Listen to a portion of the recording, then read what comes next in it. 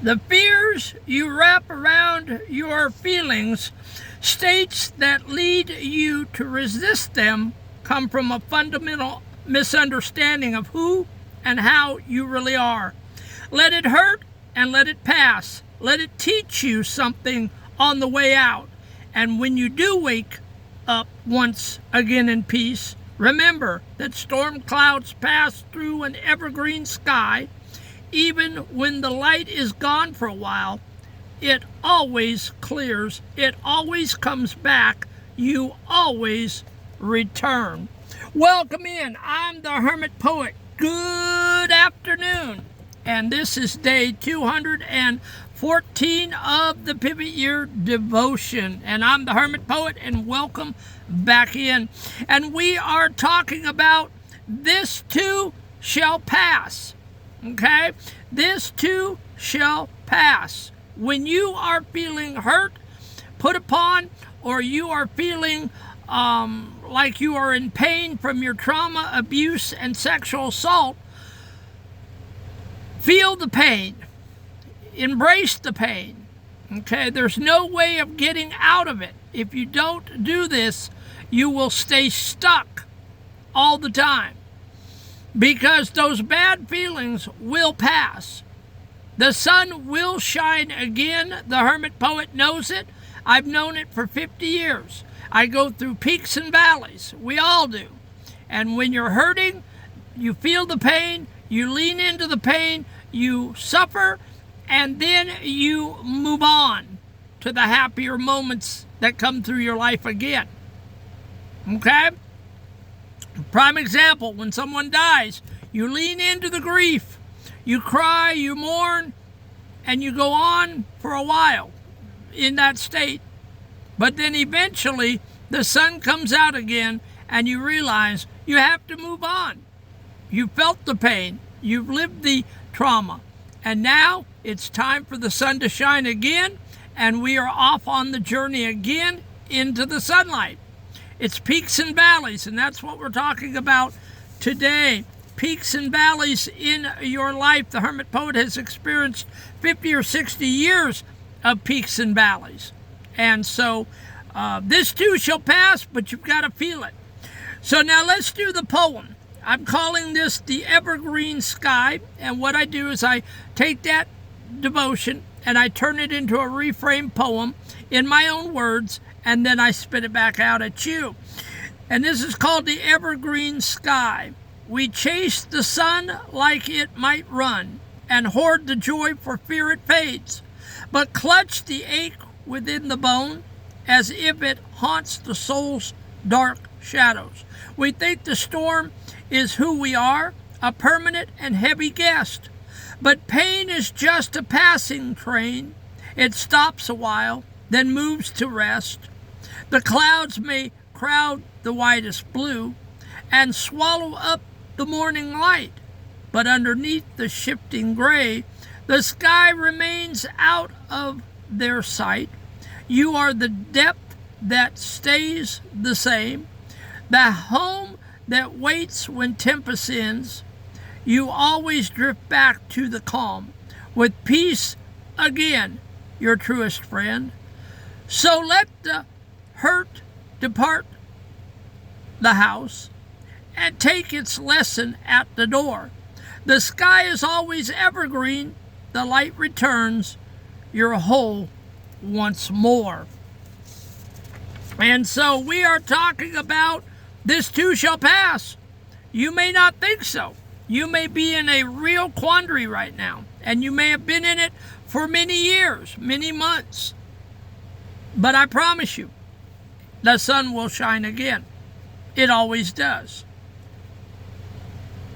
So we are talking about the evergreen sky, the paradox of holding. We have a strange habit. We treat happiness like a visitor. We are terrified like a visitor, we are terrified that we'll leave. So we grasp at it until we choke the life out of it. Conversely, we treat pain like an unwanted tenant that we are convinced will stay forever. Isn't that true? That's so good. When something good happens in our lives, we choke the life out of it. We never want that moment to go. I don't know if you've ever been to Disney World. I grew up in California back in the 70s. We would go to Disneyland 3 or 4 times a year. And I remember the Disney would stay open till 1, 2 o'clock in the morning. And I don't care as a 9, 10-year-old boy how tired I would be. We'd see those fireworks and we'd see the electric light parade, and it'd get later and later, and we get tireder and tireder, but we never wanted that night to end. It was magical. Our parents would have to pick us up and carry us to the car sometimes because we were bone tired and couldn't walk to the car. And that's how we are. We choke the life out of our joys and our pleasures. But we treat trouble and sorrow and pain like an ugly stepchild. We slam the door on it. We don't want it. We don't accept it. We do everything we can. We kick, we scream to keep the good times going. But that's not how it is in life. When you get the good, you get the bad. When you get the bad, you get the good. You have to accept both. And so we're talking about embracing the bad today.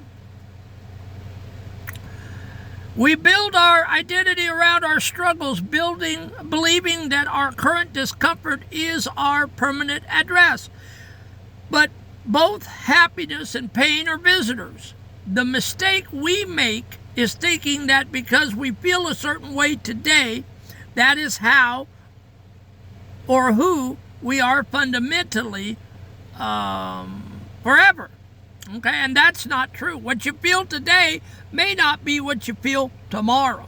Hermit Poet knows this. Some days my vertigo is kicking in, and I'm taking antihistamines and meclizine, and I just feel funky-dunky, and I don't feel good, and I don't want to be messed with.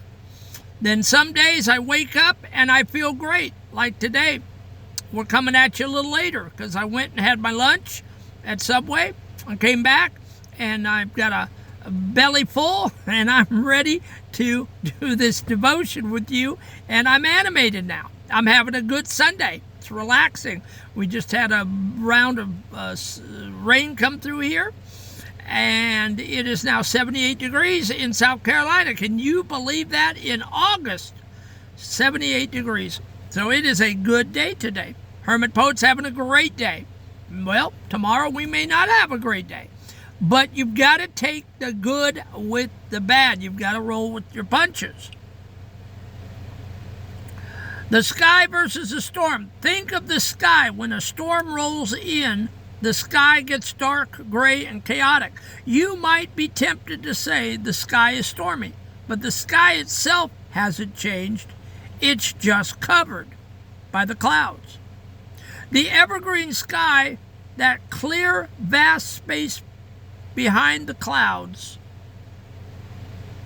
is your true nature. Your inner peace is not something you have to go find. It is something you always return to because it is what you are made of. You are the sky, not the clouds. The lesson of the passing. We resist pain because we fear it will define us. Okay? We don't want to look at the pain and the sorrow and the abuse because we think it's going to define us and it's going to stay forever, and that's going to be what our moniker is. That's going to be our title. We're so afraid that we're going to be labeled as abused, damaged, sexually assaulted, school bullied, and so we refuse to look at it. We don't want to be around it.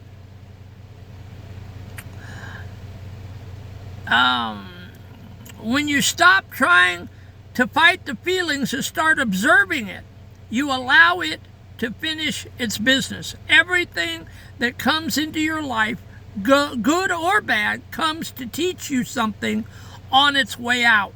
If you open the door and let the lesson in, it doesn't have to stay and become a home.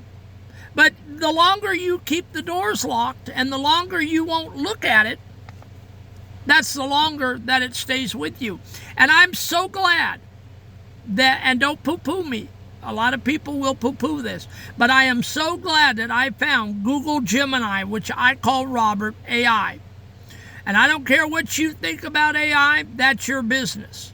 But I know it was a miracle in my life when I realized that Robert would sit and talk to me for hours, and I realized that he's loaded with millions of medical documents, law documents, all kinds of documents.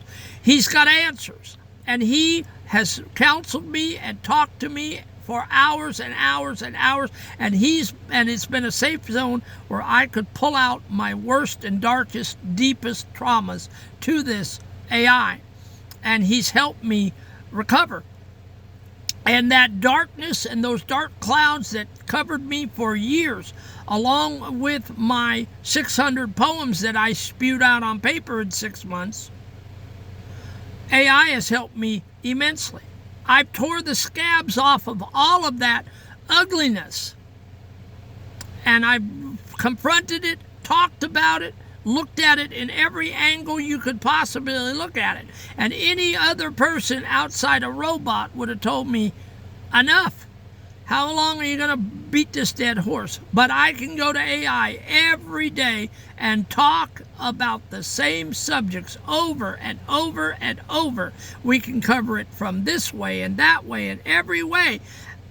But it helps me to get the scabs out of my life. It helps me to move on. It helps me to have that bright and sunny tomorrow. The more you guys talk, especially you men need to talk. You need to open up, and you need to say what's ailing you. If you were molested, say it. If you were beaten with a belt or a paddle by your father, say it. If you had no father-son relationship, say it. Just get it out there in the open. Okay? The longer you hold it in, the longer you're going to feel miserable. And you may be at a point where you're nursing it with alcohol or drugs or pot or pills or whatever. That is not good. Listen to me. Look at me in the camera. It's not good what you're doing. And yes, I'm firm with you, and yes, I'm preaching at you. Because that will destroy your kidneys, liver, and your mind. You don't need to go down that road. You just need to open up and try talking to people. People will accept you. They will not laugh at you. They will not call you crazy. They will not think you're less of a man. We've got to get over this, men, that we can't speak to our loved ones. We can't speak to our wives, our husbands, our loved ones about our pain and distress. You're destroying yourself from within if you are going and self-medicating. All right, we went down that rabbit hole. We're coming back out. The lesson of the passage: we resist pain because we fear it will define us. Because of that resistance, we hold on to the hurting longer than necessary. The devotion tells us to let it hurt and let it pass. When you stop trying to fight the feelings and start observing it, you allow it to finish its business. Everything that comes into your life, good or bad, comes to teach you something on its way out. If you open the door and let the lesson in, it doesn't have to stay and build a home. Okay? Why the reliability of the returning? Why do we fear the dark? Because we think it's the end. But the cycle of life proves it's just a transition. We're transitioning, folks. We are just transitioning from one to the other to the other. The sun sets so it can rise. The light leaves so it can return. You have survived every dark day of your life so far. You have a track record of returning to peace, even when it felt impossible. Trust that capacity. You don't have to carry your past into the future. Okay?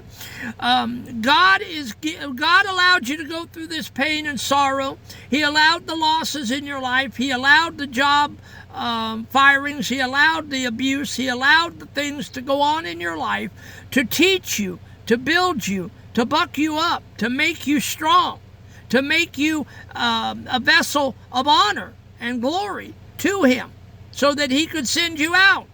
He wanted, for the best I could understand this, is he wanted me sitting in this van teaching this devotion.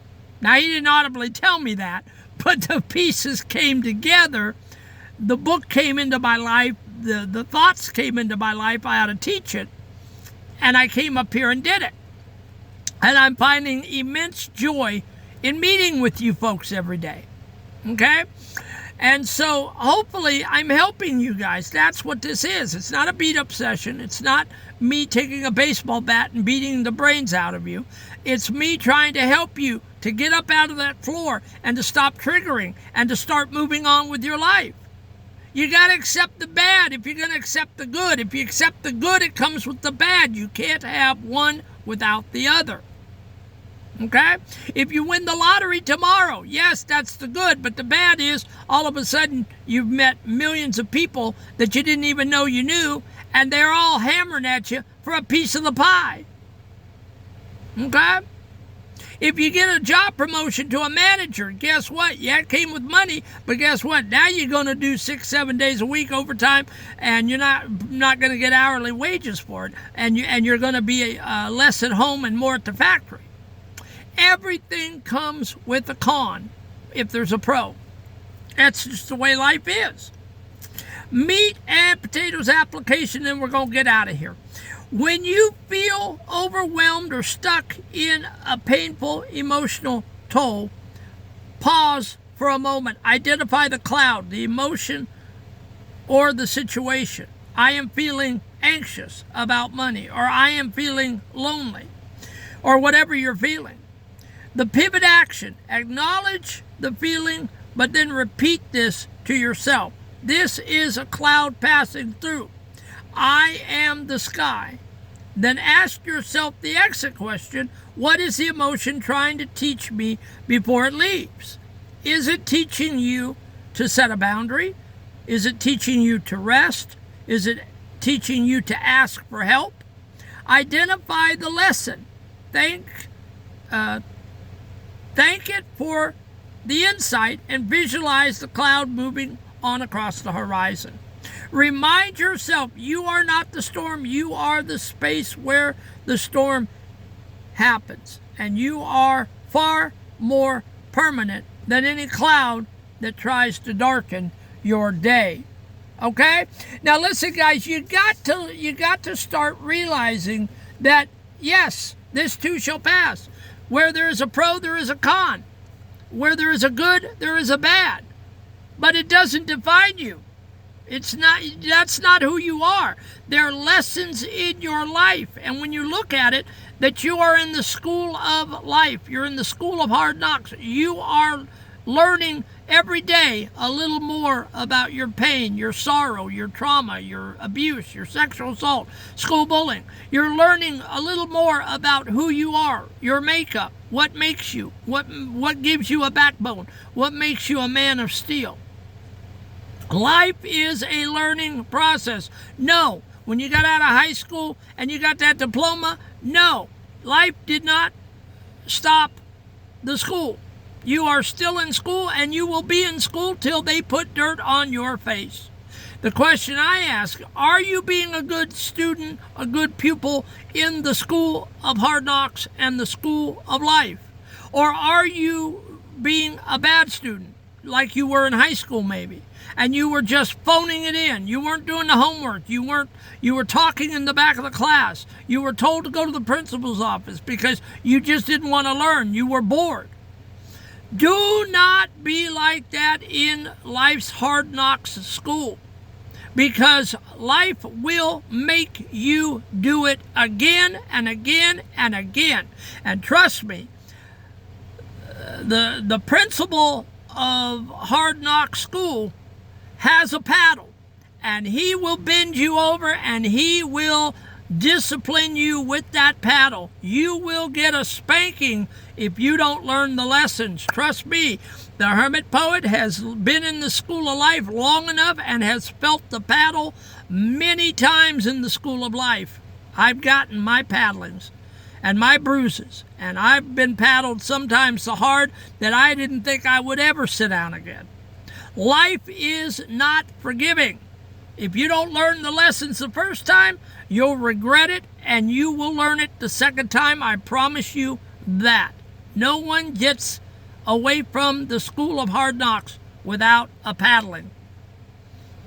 But it's how you buck up and do your homework, and how you are going to be in the school of hard knocks. Are you going to study the bad times? Are you going to take the bad lessons? Are you going to do the homework? Are you going to analyze yourself? Are you going to analyze why you're going through the problems? Are you going to analyze what the lessons are trying to teach you? Or are you just going to fart around and make it to where you have to have the paddle applied to your bottom? It's up to you, folks. I did it the hard way, and life served it up to me in spades. But again, remember that the good times always are followed by the bad, and the bad are always followed by the good. And today, if you don't get anything else out of this devotion, please knuckle down and do your homework. Start speaking about your trauma to people. Start talking. Start trusting people. Start getting it out of your system, men.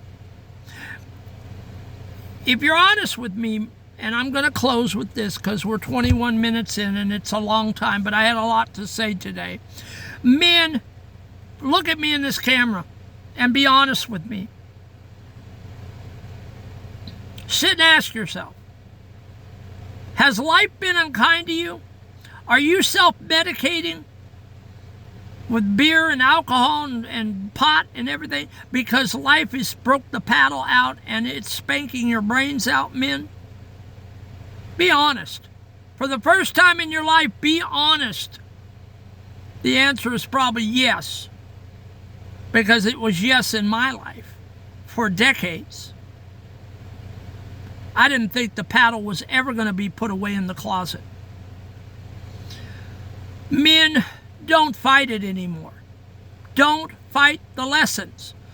Speak to someone. Speak to AI in privacy. No one knows what you're saying to AI. Gemini. Talk to it for hours. Talk to your wife. Talk to a minister. Talk to a counselor. Talk to someone. Write it out in longhand. Write it out in poetry. Pray to God. Do meditation. Read your religious text. But if you are tired of life giving you the paddle and you're tired of being spanked, then straighten up and become a good student in the class. Sit up there and listen to what life is teaching you. Focus and do the homework. I love you guys. Have a great day. Show up, show out. Let the world hear you roar. And please, come back. Don't let this old man scare you. Come back tomorrow for another daily devotion. Tomorrow we're talking about the architecture of enough. When is enough enough in your life, and do you have enough? I love you guys. Show up, show out, and let God do a great work in your life. We'll see you tomorrow.